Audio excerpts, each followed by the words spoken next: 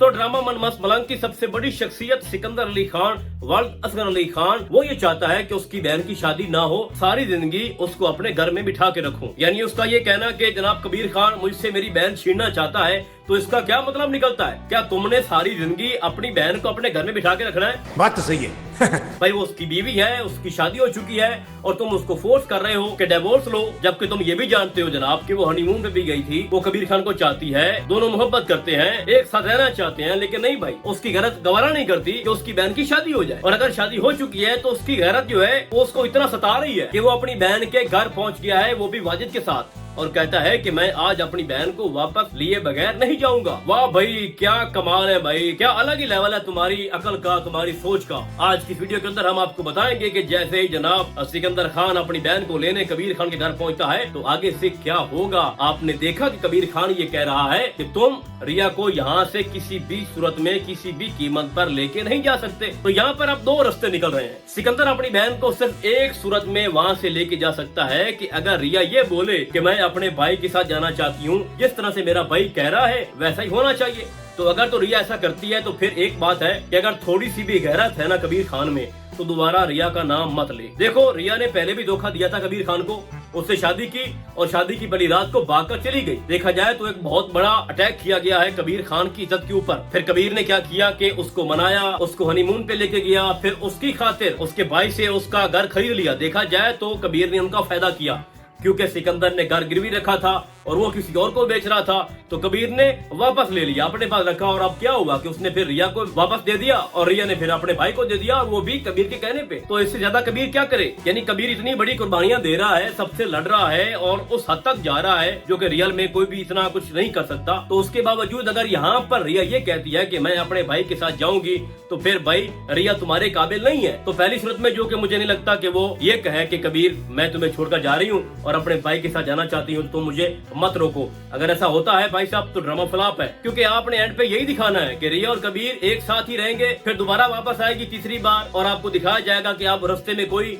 रुकावट नहीं है और बड़े अच्छे से लाइफ गुजार रहे हैं। भाई साहब सवाल पैदा होता है कबीर की इज्जत के ऊपर। यानी एक बीवी शादी की बड़ी रात अपने शौहर को छोड़कर भाग जाती है, तो खुद सोचो भाई कबीर के ऊपर क्या गुजरी होगी। लेकिन उसके बावजूद क्या हुआ कि कबीर उनके घर गया, वहाँ पर उनको बेइज्जत किया गया। फिर उसके बाद वो रिया को मनाकर या जिस तरह से भी उसने रेड करवाई, फिर अपनी बीवी को समझाया, मोहब्बत दी, हनीमून पे लेके गया, उसको एतमाद दिया, फिर उसको उसके घर छोड़ दिया उसकी बहन और भाई के पास। फिर उसने उसके लिए घर खरीदा, हालांकि जो काम कबीर ने किया है वो कोई और ना करता। तो अब जबकि वो अपने घर पे है तो इतनी गैरत वाला जनाब उसका भाई फिर वापस आ रहा है और कह रहा है कि मैं अपनी बहन को वापस लेके जाऊंगा। तो यहाँ पर अगर रिया ये कहती है कि मैं अपने भाई के साथ जाऊंगी, तो ये बहुत ही गलत बात है, नाकाबिले कबूल है। जो कि ऐसा नहीं होगा। वो यही कहेगी कि देखो भाई तुम अभी घर जाओ, तुम गुस्से में हो, ठीक है, हमारी जो डील हो गई थी, कबीर ने तुम्हारा घर तुम्हें वापस कर दिया है, तो अब मुझे बसने दो, मुझे मेरे घर में ही रहने दो, हम ठहर के आते हैं, हम बात करते हैं कि आखिर मसला क्या है। तो अब जो नेक्स्ट होगा ना भाई साहब, वो आपको हैरान करने वाला है। देखो रिया अपने भाई के साथ नहीं जाएगी तो सिकंदर खान को और ज्यादा गुस्सा आएगा, हमारी बहन दुश्मन के घर पे है और फिर घर वाला मसला, सारी चीजें उसके माइंड में चल रही हैं, तो वो बुखलाहट का शिकार है। अब दूसरी तरफ जो सबसे इम्पोर्टेंट बात है, वाजिद इसी मोमेंट का इंतजार कर रहा था। जैसा कि आपने सुना भी है कि वो कहता था कि अब मुझे एक ऐसा शिकार करना है या ऐसा तीर मारना है जिसपे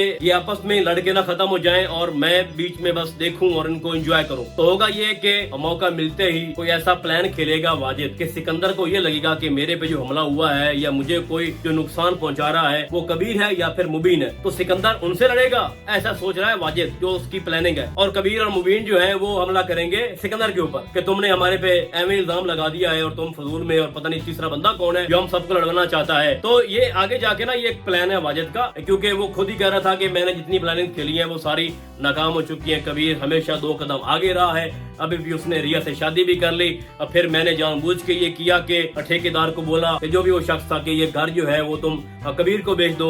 इस तरह से इनकी दुश्मनी जो है वो ज्यादा बढ़ जाएगी और फिर ये गुस्से में कुछ गलत करेंगे। लेकिन हमेशा से जो कबीर है वो आगे रहा है, तो उसने वही घर उनको वापस कर दिया, रिया को भी वापस अपने घर लेके आ गया। तो फिर तो ये यहाँ पर बात रुक गई है, तो वो कुछ करेगा जरूर। अभी जिस तरह से उसने भड़काया है सिकंदर को और वो बेवकूफ इंसान अपनी बहन के घर आ चुका है उसका घर उजाड़ने के लिए, तो उल्लू का पट्टा जो है वो अब उसकी बातों में आ रहा है। तो जाहिर सी बात है आगे जाके वो वाजिद की मजीद कोई और ऐसी चमल में आएगा और वो बहुत बड़ी बेवकूफी करेगा, जिसके बाद कुछ ऐसा होगा कि वाजिद एक्सपोज हो जाएगा और साथ अस्मा भी, क्योंकि सिकंदर को पता नहीं है कि उसके साथ क्या हो रहा है, अस्मा उसके साथ क्या कर रही है और वाजिद क्या कर रहा है, उसकी पीठ पीछे क्या चालें जो है वो चली जा रही है। उसको इस बात का आइडिया नहीं है। तो नेक्स्ट जो है ये ड्रामा अब एंडिंग के करीब है। आगे जाके जो भी कार्ड खेले जाएंगे वो वाजिद की तरफ से खेले जाएंगे और अस्मा की तरफ से। और फिर वही बात आती है कि जब अस्मा और वाजिद एक साथ इकट्ठे खड़े होंगे और बात कर रहे होंगे तो वहां पर या तो रिया सुन लेगी और या फिर सिकंदर, और तभी जाके सिकंदर के सामने सारी जो हकीकत है वो खुलेगी कि अस्मा क्या थी, मेरी बहन मेरी पीठ पीछे क्या करती रही है। और वाजिद जो है जो मेरा दोस्त बना हुआ था उसने अपना गुस्सा निकाला और सब कुछ इस तरह से हुआ। तो उसके बाद क्या होगा कि सिकंदर जाकर माफी मांगेगा अपनी बहन से भी और कबीर से भी। ये बात डन है कि रिया कबीर को नहीं छोड़ के जाएगी, ठीक है। यहाँ पर रिया पे मैं एक और बात करना चाहूंगा। देखो आपने शुरू में दिखाया कि रिया बड़ा मरती है जनाब कबीर के ऊपर, मोहब्बत करती है। फिर मिड में आपने दिखाया कि वो दोनों एक दूसरे के बिना रह नहीं सकते।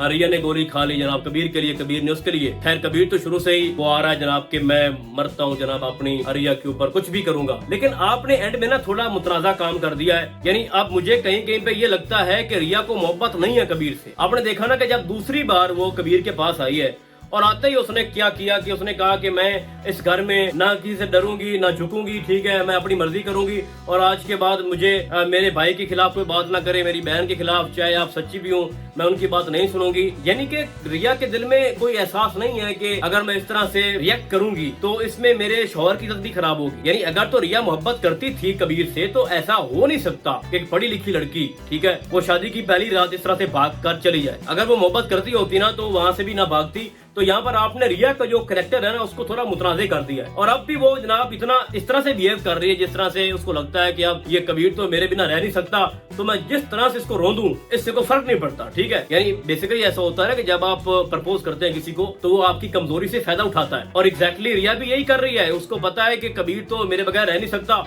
और मुझे इतनी बड़ी अहमियत दे दी, मेरे लिए पता नहीं क्या कुछ कर रहा है, घर खरीद लिया, घर फिर उधर दे दिया, सब कुछ सबसे लड़ रहा है मेरी खातिर, तो मैं तो अब जैसे करूंगी कबीर वैसे ही करेगा। तो मुझे कहीं ना वो वाइब्स आ रही हैं उस तरह की एक जो एक कैटेगरी होती है लड़कियों की, तो रिया में भी वो मुझे दिखाई दे रही है। तो यहाँ पर मेरा एतराज है कि रिया को चाहिए कि वो अपने शौहर की इज्जत जो है उसको बहाल रखे और अपनी की हुई गलतियों को दोबारा मत दोहराए। भाई तुमने क्या निकालना है, तुम अपना घर बसाओ, एवं भाई की बातों में उसकी ब्लैकमेलिंग में आ रही हो। जब कबीर ने तुम्हारा घर तुम्हें वापस कर दिया फिर तुमने अपने भाई को वापस कर दिया और तुम ये जानती भी हो कि तुम्हारे भाई ने तुम्हारा घर गिरवी रखा हुआ था और अगर वहाँ पर कबीर ना आता तो ये घर पता नहीं किस बंदे के हाथ पे होता और फिर तुम्हें वापस ना मिलता। तो यहाँ पर थोड़ी चीजें हैं एंड पे रिया को लेके जो मुझे अजीब सी लग रही हैं। बाकी जो मैंने आपको बताया कि आगे जाके वाजिद जो है वो प्लानिंग करेगा और इन दोनों को लड़वाएगा और उसी लड़ाई में वहीं पे कुछ ऐसे मूवमेंट्स आएंगे जहाँ पर वाजिद जो है वो एक्सपोज हो जाएगा और साथ अस्मा भी। तो मतलब कुछ एडवेंचर आपको एंड पे दिखाएंगे। और रही बात मीना की तो उसकी शादी या फिर सिकंदर से हो जाएगी या फिर उसको किसी और जगह शिफ्ट कर देंगे। और रही बात कश्यप की तो कश्यप ने पहले ही इज़हार कर दिया है कि वो सिकंदर को पसंद करती है। तो मुझे ज्यादा लगता है ज्यादा जो चांसेस है वो यही है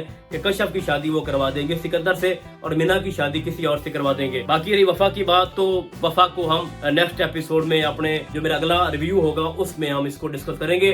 तो फिलहाल के लिए बस इतना ही। हम आपको बहुत जल्द मिलेंगे किसी और ड्रामे के रिव्यू में, तब तक के लिए अल्लाह हाफिज।